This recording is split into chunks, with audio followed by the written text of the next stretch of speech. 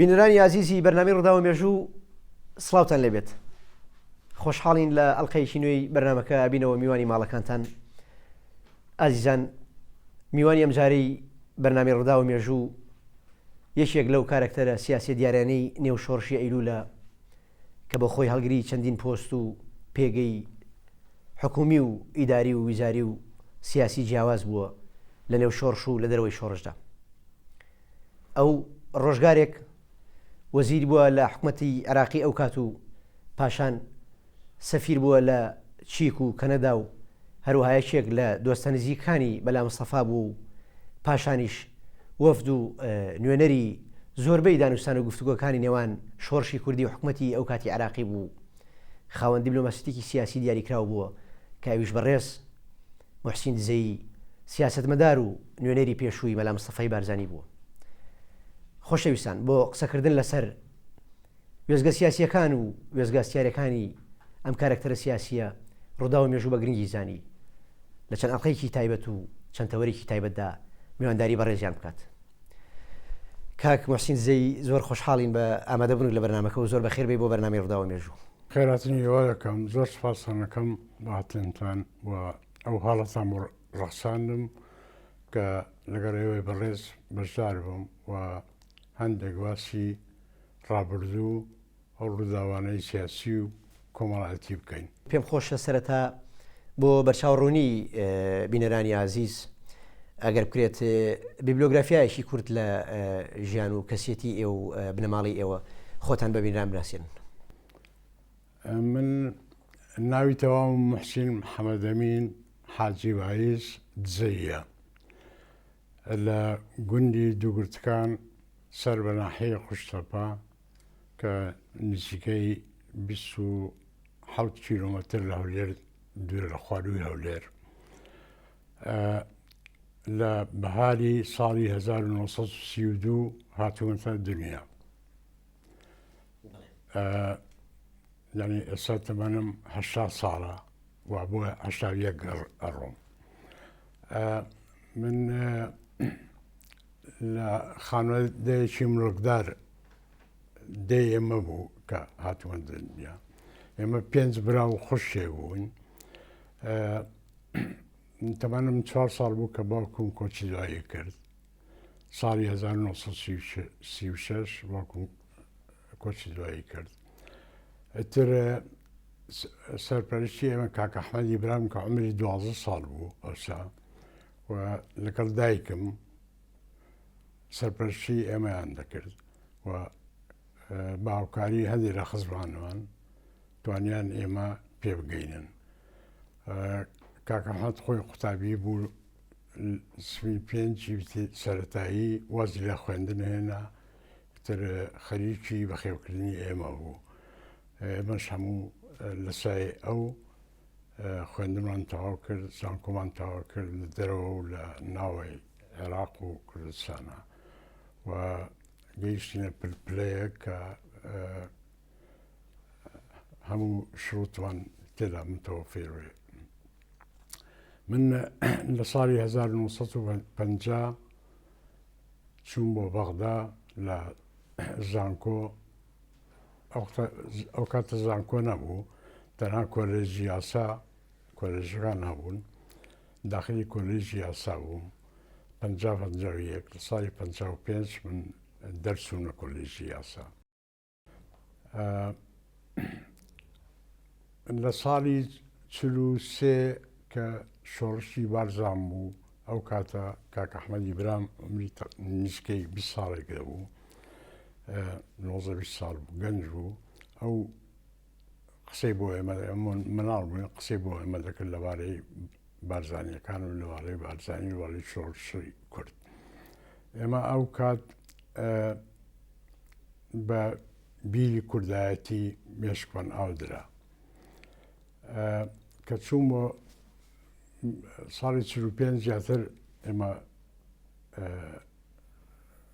کە شۆڕشی بارزان نەسیبەکرد زیاتر چاومان کرا، زیاتر تێکەڵی سیاست بووی. سەرەتای بەشداری ئێوە لە کاری سیاسی دوای ئەوەی کە لە ڕێگەی کاک ئەحمەدی براتانەوە باز لە شۆڕش و باز لە بەرزانیەکان و جوڵانەوەی بەرزانیەکان کرا، ئێوە وەک محسین زەی کەی و چۆن سەرەتای بەشداریتان لە کاری سیاسی و لە شۆڕشی شاخە دەستی پێکرد؟ من لە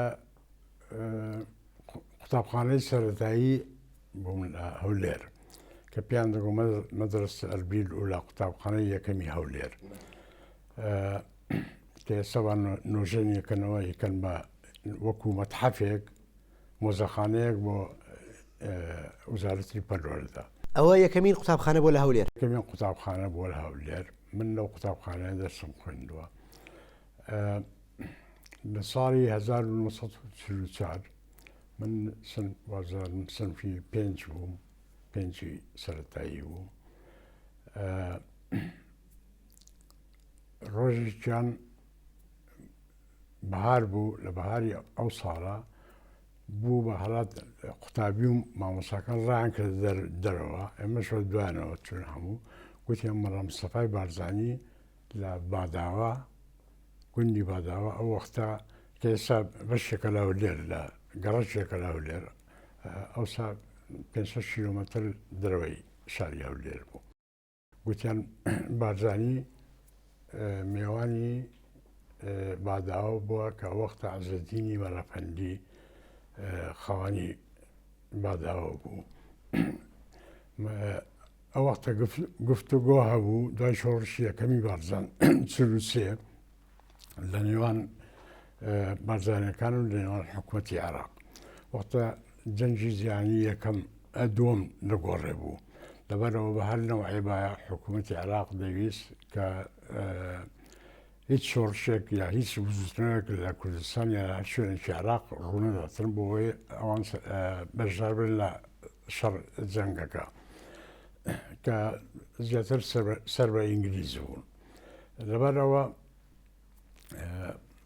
ساڵی پێشوو مەنافەندی کە یەکێ لە کەسایەتی ناسراوی هەولێر بوو، نەک هەولێر هەموو کوردستان، کۆچی دوایی کردبوو بارزانی ئەیناسین و هاتوو بۆ سەرخۆشی هاتووە لە کوڕەکەی میێوان بوو. کە ئێمە چوونە دەرەوە دیمان بارزانی بە پێ ئەهات لە گوندی باداوە بەرەو ناوشار لە ڕۆیژ نزیکەی 12 کەسی بە چەکداری بەدواوە بوو. ئەوە یەکەم جار کە چاوم بە بارزانی کەوتەوە ساڵی 1944. کە ساڵی 1935 دووبارە شۆڕش دەستی پێکردەوە، پاشەوەی حکوومەتی عێراق پاشگەز بوو لەو بەڕێنانەیە کە داوی بارزانی بۆ ئەوەی موافقەکانی کورد جێبەجێ بکرێت، بەڵام شۆڕشەکە دەستی پێکردەوە. هەندێک لە ئەفسەرانی عێراقیش کوردەکان پەیوەندیان بۆ شۆڕشەکە. ئەو وەختە من چووم بۆ سانەوی سنفێکی ناوەندی بووم.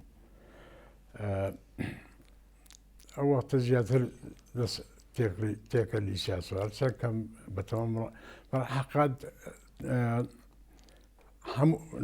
بەڕێی من هەموو کوردێک کە دێتە دنیاوە تێکەڵ سیاسەت دەبێت، چونکە وەزی کورد وا بووە هەر لە خەباتدا بووە، هەر لە شۆڕشدا بووە، هەر لە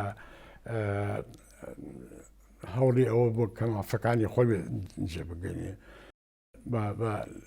لە سەدەیە زیاترە.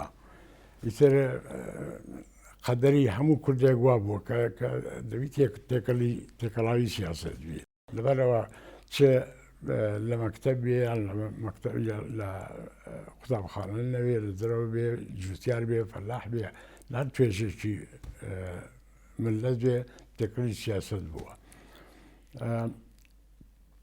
ئەو وەختە زیاتر ساڵی 45 کە شۆڕشی بارزان شکستی هێنا، ئیتر بارزانی و هەموو بارزانیەکان ناچار بوون وچنە کوردستانی ئێران کە وەختە کۆماری مەهاباد ئەعلان کرا و بارزانەکان لەوێ بە تەواوەتی پژی ئەو کۆماریان کرد و بشی زۆری سوپای کوردستانی کۆماری مەهاباد بارچێنیەکان بوون و چەند شەهیدیان دەرێ. تر لەوێ مایەوە بارزانی نەمەر پاشان کە شۆڕش کۆماری بەهاباری شێکسوی ناسار بچێتە سۆڤێت لەوێندرە سۆڤێت ئەو وەختە ئێمە لەبەرەوەی کە بارزانانی چوو سۆڤێت و لەبەرەوەی کە زیاتر و پارتی تازە دامەزرا بوو نفوزی حزبی شیوعی زیاتر بوو لەبەرەوە ئێمە من خۆم یەکێک لەوانە بوو کە زیاتر تەیدی حزبی شیوعیم لەکرد ئەو کاتە و ساڵی 1940 حقت بووم بە نام لە حزبی شیوعی. ئەی دواتر چۆن مەسەلەن چۆن لە شوێعی دوورکەوتیتەوە بووی بە دۆستی نزیکی؟ تا پەنجا من ئەندام بوون لە حزبی شیوعی پەنجا کە چوو بۆ بەغدا زروفی ئەوەیە کە مەسەلەن چەند کوردێک کە خۆ دەبینی لە کۆمەلگایەک بەشی زۆری کورد نین بۆ نتەوەی خۆیان هەوڵدەدەن تۆ هەستی کوردایەتی زیاتر هەبێ بە شێوەیەکی طبیعی لەبەرەوە من وەختەوازم هێنا بوو لە حزبی شیوعی و نزیک بوومەوە لە پارتی و بوومە یەکێک لە هەنگرانی هۆکارەکەی ئەوە بوو کە تۆ معجیب بووی بە کەسێتی مەلا مستەفای بارزانی یاخود بیری نەتەوەی وای لێ کردی واز لە شوێعی بێنی و بیتە پارتی؟ هەموو کوردێک وازام ئەو کاتە چ پارتی بی یا شوێعی بێت عەتفی هەبووە بەرامبەر بارزانیەکان کە لەسەر کوردایەتی وا دەربەدەر بوونە مەسەڵەن شێخ ئەحمەدی بارزان کە سەرۆکی ڕۆحی بارزانەکان بوو حکمی ئەدان رابوو لە بەندیخانە لە بەسڕا 12 ساڵ زیندانی کراوە زانی نەمەر لە سۆڤێت بوو بەسەوەی کوردایەتی هەمووان لەبەرەوە هەموو کوردێک کە چ شوێعی وایە چ پارتی وایە ئەم عەتفەی هەبوو لەسەر بارزانیەکان. من کە لە حقوق بووم لە بەغدا لە کۆلێژی یاسا بووم ساڵی دووەم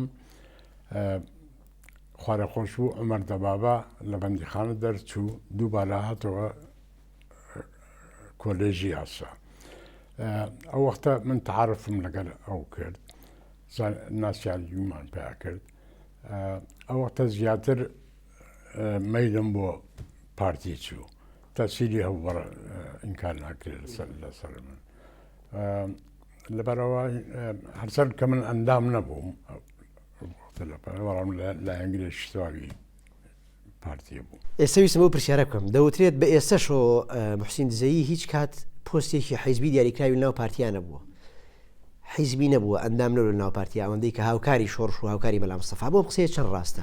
من لە پاش دەرچوونم لە پاش بەتایبەتی لە پاش شۆڕشی 14 تەمووز من لە ئەنگلیش تاوی پارتی بووم بەڵام ئەندام نەبووم تا ساڵی 63 کە چوون بۆ ناو شۆڕش وەختەش من ئێستاش زۆر کەس من وا ئەژمێری کە من ئەندام نیمە کەسێکی مست بەڵام من پرسیارەکەم ئایا کەسێک 50 ساڵی تەمەنی لە بزوتنەوەی ڕابێری لە بزوتنەوەیەکدا بێ ئەم بزوتنەوەی پارتی دیموکراتی کوردستان سەرکردایەتی کرد سەرۆکی ئەو پارتە بارزانی نەمر بێ تۆ لە ژێر سەرکردایەتی ئەو سەرکردەیە لەژێر قیادەی ئەو سەرکردەیە ئیشت کرد بێ ئایا ئەگەر ئیمان نەبێ بەم حیزبە چۆن ئەمێنین لەبەرەوە من حیزبەتی هەر بەوە نازانم کە حیزب کە ئەندامی شانەیەکبی یا ئابوونا بدەی بە ئەو کاتایبی بە حیزبی من تەسەوەڕەکەمە کە یەکێک ئیمانی بە حیزبێکە بێ بە مەبادی حیزبەکەوی لەگەڵی ئیش بکە بە حیزبی حیسێبە من ڕەنگ بێ چەند بەڕەسمی داخلی ئەم حیزبە نەبوو بووم بەڵام خۆم بە یەکێک لە ئەندامانی حیزب حیسابەکەم لەناو شۆڕش بڕیارێکە بوو لە مەکتەبی سیاسی لە سەرکردایەتی شۆڕش کە هەر کەسێک کە پێشمەرگە بوو بێ ئەگەر مودەی پێشمەرگایەتی و حساب دەکرێت بە حیزبی هەر کەسێ پێشمەرگەی بێت تا حیزبی مدەی پێشمەرگایەتی بە حساب دەکرێت وەکو خدمەی تەوزیف. مامۆستا مەسین تۆ ساڵی 1958 بۆ لە 58 بۆ 59 بۆ یەکەم جار عەلی قازی واتە کوڕی ڕەش لەگەڵ میناخانی خێزانی پێشەوا قازی محەممەد چاو پێیەکەوێت. لەو دیدارەیە ئەو باس لە پەیوەندی نێوان هەردوو سەرکردە پێشەوا قازی محەممەد و بەلام سەفای بارزانانی یەکات. ئەو دیدارە چۆن بوو ئەو باسکردنە چۆن بوو؟ هەرسام کەم من کە کاتیش هەرگیرسانی شۆڕشی 4 تەمموز من لە لەندەن و مانگی هەشتی ساڵی 1958 چوون بۆ مونیخی ئەڵمانیا. لەوێ کۆنفرانسی کۆمەڵی خوێندکارانی کورد لە ئەوروپا کۆنفرانسیان هەبوو کە ئەو کات ئیسمە شەریف وانلی و کەمال فوئاد و ئەوانە بوون. سعدی برامێکێک بوو لە ئینلامەژێرەکە. من چووم لەوێ دوای کۆنفرانسەکە بە ڕێککەوت چاوم بە عەلی قازی کە لەگەڵ هەندێک قوتابی یەکێک لەوانە کە خزمم بوو ئامۆزام بوو مەحموود کانەبی کە ئێستاش لە مونیخە. تر ناسیاوەتی ئەوم پێکەوە لەو زانیم کە دایکی هاتووە بۆ لای من پێم گوت حەزەکەم بچمە زیارەتی دایکرد میناخان. تر ڕۆیشین چین بۆ لای ئەو و لەگەڵم هین سعدی برام لەگەڵم و لەگەڵ مەحموود کانەبی کە خزممە ئەوانە بوو و کوڕی ڕاش عەلی قازی کە کوڕی قازی محەممەد بوو چین بۆ لای واو زۆر خێراتی کە زانی ئێمە کوردی کوردستانی خواروین کوردستانی عێراقین خێراتی کردین. هێشتا معلوم نەبوو کە بارزانی دێتەوە لە سۆڤێتیان چونکە هێشتا ئاڵوگۆڕی بروسکە نەکرابوو لە نێوان عەبدولکەریم قاسم و لە نێوان بارزانی. تر ئەو بۆی جێڕانیەوە ڕۆژی کە پێشەوەی سوپای ئێران داخلی مەهاباد بی دوایەوەی کە جەمهوریەتی کوردستانی مەهاباد تێکچوو گوتی مەلا مستەفا هات بۆ لای قازی گوتی پێ گوتی خۆت تەسلیمی سوپای ئێران مەکە وەرە لەگەڵ من تا من مابم دیفاع لێەکەم و خۆت بەدەستەوە مەدا. گوتی زۆر هەوڵی لەگەڵدا بەڵام قازی گوتی من لەبەر دوو سەبەب یەکەم نامەوێت خەڵکی ئێرە بەجێبێرم خەڵکی مەهاباد بەجێبێرم شارەکە بەجێبێرم. دووەمین وعدیان پێداوم کە ئیجراتم دژ نەکەن. گوتی بارزانی پێ بوو گوتی باوەڕ مەکە بە وعدی ئەوانە. گوتی زۆری هەوڵ لەگەڵدا بەڵام فایدەی نەبوو. نەتیجە گوتی تۆ ئاڵای کوردستانم بۆ پارێزە من وە پارێزە ئاڵای کوردستانم بۆ پارێزە. گوتی ترەوە بوو یەکتریان ماچ کرد دەستیان کردم لێ خواحافزیان لە یەکدی کرد و ڕۆیشتم لەمسەفا. گوتی قازیش پێی گوت تا سوپای ئێران هاتووە تۆ بڕۆ ئێوە دەربازن گوتی ئەو وەختە ڕۆی. ئیتر دوایەوە من هاتم مانگی نۆ بوو هاتم بۆ تورکیا. لە تورکیا برادرێ هەبوو مهندس بوو ناوی شەوکەت بوو کوردێکی باش بوو زۆر شەو داوەتی کردین لە ماڵی خۆیان. لە ماڵی خۆیان دانیشتون کە گوێمان لێ بوو بروسکە ئاڵوگۆڕ کرا لە نێوان بارزانی و عەبدولکەریم قاسمە. عەبدولکەریم قاسم داوای کردووە لە بارزانی کە گەڕێتەوە بۆ عێراق بۆ کوردستان. لەوێ جەماعەتێک بوون ئەکسەری کوردی کوردستانی عێراق بوون و هەندێک لە هی کوردستانی تورکیا بوون بوو بە ئاهەنگ و هەڵپەرشێ و ئافرەتێک کە خەسووی شەوکەت بوو لەوێ دانیشت بوو پیر بوو گوتی و بۆ دەکەن گوتمان ئەمە بارزانی دەگەڕێتەوە. گوتی بەخوا نەتیجە لە ئەنجام تورکچیان بە ئێمە کرد عەرەبیش وا لە ئێوە دەکەن قسەکەی پاشان قسەکەی هاتە تەحقیق بوو ئیتر دوایەوە من گەڕامەوە بۆ کوردستان. باش ئەگەر بڕێک لەسەر شۆڕشی چوارەی تەمووزی 58 هەڵوەستە بکەین کە ئەو کاتۆ گەنجێکی نزیک تەمەن 25 ساڵ بوویت. ئەو شۆڕشت پێ چۆن بوو تۆ لە یەکێک لە کتێبەکانتا لە یاداشتەکانتا پێم وابێ بەرگی یەکەمی وێزگەکانی ژیانم ئاماژە بۆ کردو کە ئەمە شۆڕژ نەبووە بەڵکو کۆدێتا بووە ئەوەی کە ئەکرێ بەنە شۆڕژ ناوی بەرین شۆڕشی گەلانی ئێران و گەلانی چێکسلۆڤاکیا. ئەم بڕوایی محسین زەی سەبارەت بە شۆڕشی چوارەی تەمووز چۆنە؟ من کاتی شۆڕشی چوارەی تەمووز لە عێراق نەبووم لە کوردستان نەبووم لە عێراق بەڵام بێ ئاگا نەبووی لێی. من ئینگلتەرا بووم ئەو وەختە بە زیارەت چوو بووم کە شۆڕشی من ئێستاش ڕێیم وایە کاوان ئەو شۆڕشانە کوردەتای پیچە ئەوەی باز کاتەن سەر حکوم چوارەی تەمووز و هەمووی حتا ئەوەی مسر کە 23 تەمووز هەموو کوردتا بوو واسەی عسکەر کردی بۆی دەبابە و کۆدێتای سەربازی بوو بەڵە کودەتای سەربازی بوو هاتنە سەر حکوم. ئێستاش دەڵێم ئەوەی ئێران شۆڕش بوو شۆڕشی ئیسلامی ئەوەی ئێستا لە سووریا ڕوودەدا شۆڕشە ئەوەی کە کورد کردی شۆڕش بوو. ئەمانەوە ئەوەی فەڕەنسا لە ساڵی 1787 ئەوە شۆڕژ بوو ئەوانە شۆڕژ بوو نەک کوردەتای عەسکەری من ئێستا شۆڕیم وایە.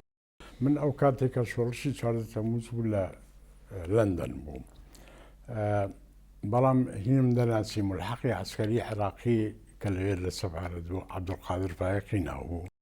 عەبدولقادر فایق خەڵکی هەولێر بوو بە هۆی ئەو دیارە برادری عەبدولکەریم قاسمی هەڤاری عەبدولکەریم قاسمیش بوو بۆی ئەو دەنگ و باسی گوازانیوان دوای 2 هەفتە شێخ ئەحمەدی وارزان لە بەندیخانە هاترەوە و عەفوکراوە حکا حکمی ئەدامرا 12 ساڵ لە بەندیخانە بوو. ئەمە بە شتێکی باشوانزانی هەنگاوێکی باشە بە تایبەتی کورد زیاتر ئازادی دراوێ زیاتر قسەیان ڕۆژنامەی کوردی چوو وەفدی وەکو دەنگ و باسمان بووە وەفودی کوردی ئەچوو بۆ بەغدا ئەمانەوان هەموو بە هەنگاوی باشە زانێ. نەمان هێشتا معلوم نەبوو کە مەلا مستەفای بارزانی دەگەڕێتەوە یان نا.